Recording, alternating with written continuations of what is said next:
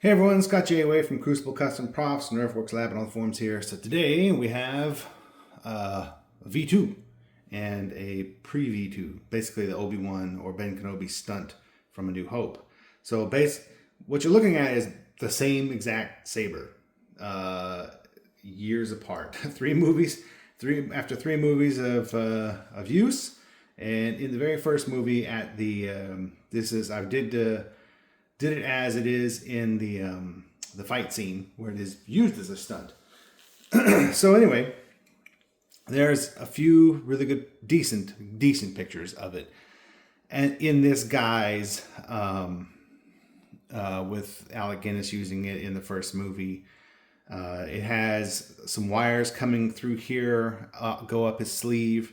There's a red switch that switches on the motor inside, and in the film, not this whole thing. This whole thing will move right now, but just the center portion spins in the movie, and you can see that in the stills where this is still and the blade is spinning itself. So anyway, there's good enough pictures of it where we can identify that it has a bubble strip. We can identify the switch. This is oriented with when Alec Guinness is kind of holding it, kind of like this, and it's kind of resting on his shoulder. This is why the orientation of the pommel is like this, where the D-ring is located here, and the clamp is here, and the switch is here. This is not the orientation as it sits in the V2 form, as we know it from the throne room and most of the scenes in Return of the Jedi.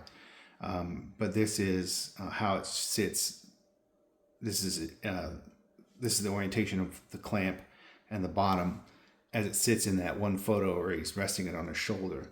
And then the chipping is from the fight scene. I've taken it from various stills from the fight scene and the behind the scenes pictures.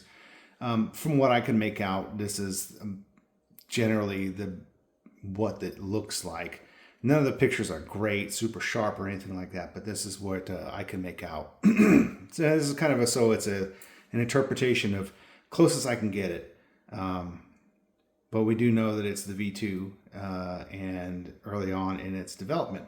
Fast forward to Return of the Jedi towards the end of the movie. This is what it would look like in the throne room, and also now, what it looks like now. This is a Dave Parkin, by the way. This is a Dave Parkin kit done up as a stunt, and this is the Solo's Hold done up as the final version. So we have a real boot stud.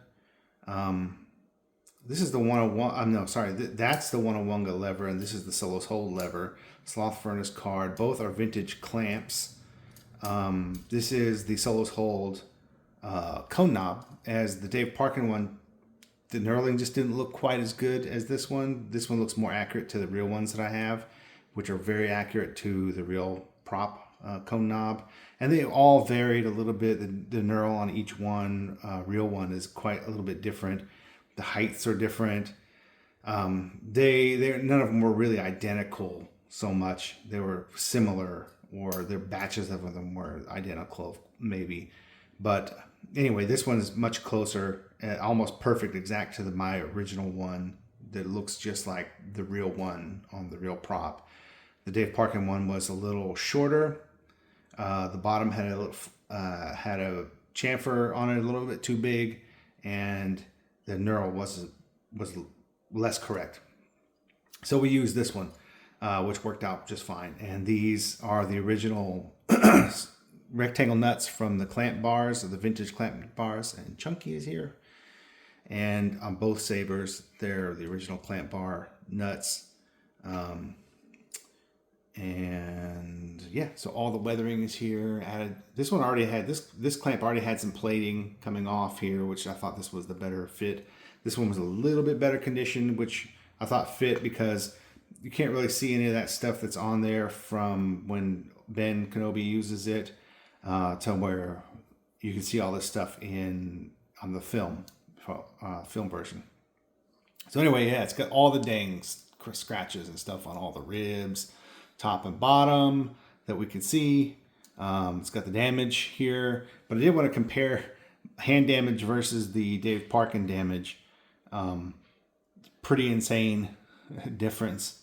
This is like super gouged out, and I don't see that in the real one. Yeah, you do see these, but they're not as pronounced. But anyway, this pommel was already pre-done, so that's why that looks like that.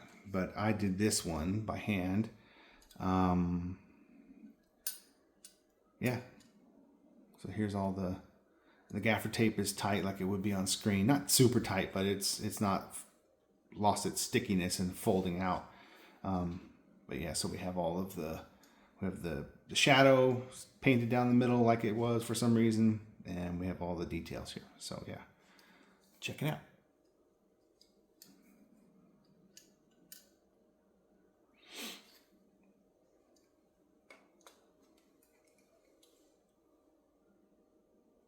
But I thought they looked pretty cool together, for sure, since they're supposed to be the same thing.